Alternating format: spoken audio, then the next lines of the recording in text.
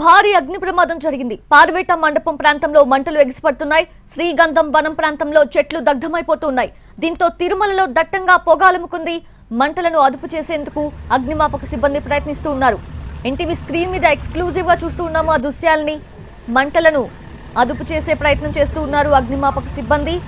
అక్కడ చుట్టుపక్కల ప్రాంతం అంతా కూడా దట్టంగా పొగాలముకుంది. భారీ ఎండలతోనే అగ్ని ప్రమాదం జరిగింది అని అధికారులు భావిస్తూ ఉన్నారు. పూర్తి అప్డేట్స్ తెలుసుకుందాము. మా ప్రతినిధి మోహన్ ప్రసాద్ సిద్ధంగా ఉన్నారు. మోహన్ ప్రసాద్, ఏంటి మోర్ దాన్ 40 degrees ఉష్ణోగ్రత నమోదవుతుంది రోజు కూడా, సో అదే కారణం అనుకోవచ్చా?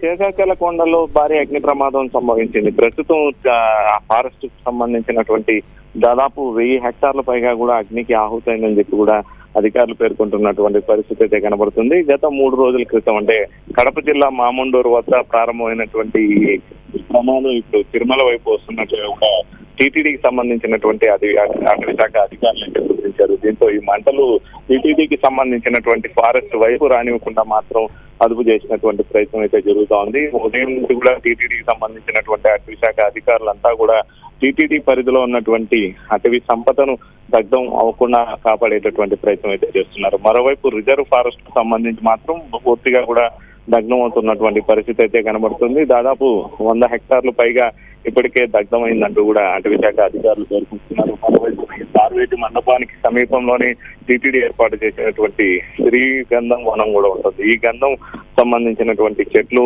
అగ్నికి ఆహుతవకుండా ప్రస్తుతం అటవీ శాఖ అధికారులు ఏర్పాట్లు చేస్తున్నారు. ఇక్కడ అగ్నిమాపక సిబ్బంది సహకారంతో వారు మంటలను అదుపు చేసేటటువంటి ప్రయత్నం చేస్తున్నారు. కానీ 3 రోజుల క్రితం ప్రారంభమైనటువంటి ఈ అగ్ని జ్వాలలు ఇప్పటికీ కూడా అదుపులోకి రానటువంటి పరిస్థితి అయితే కనబడుతుంది. ప్రభుత్వానికి సంబంధించి అంటే రిజర్వ్ ఫారెస్ట్ లో మాత్రం అగ్ని మంటలు చెలరేగుతూనే ఉన్నాయి. వాటిని అదుపు చేసే పరిస్థితి అయితే ప్రస్తుతం కనిపించట్లేదు. మరోవైపు ఎండ తీవ్రత ఒకవైపు, మరోవైపు ఎర్రచందనానికి సంబంధించినటువంటి స్మగ్లర్లు ఈ ప్రమాదానికి కారణమని కూడా ప్రాథమికంగా అయితే అటవీ శాఖ అధికారులు అయితే భావిస్తున్నారు. వారి సంచారం ఈ ప్రాంతంలో ఉండడంతో ఈ ప్రమాదం చోటు చేసుకుని ఉంటుందని కూడా అధికారులు అయితే భావిస్తున్నారు. సౌజన్య. Yes, Mohan Prasad, thank you. Thanks for the updates.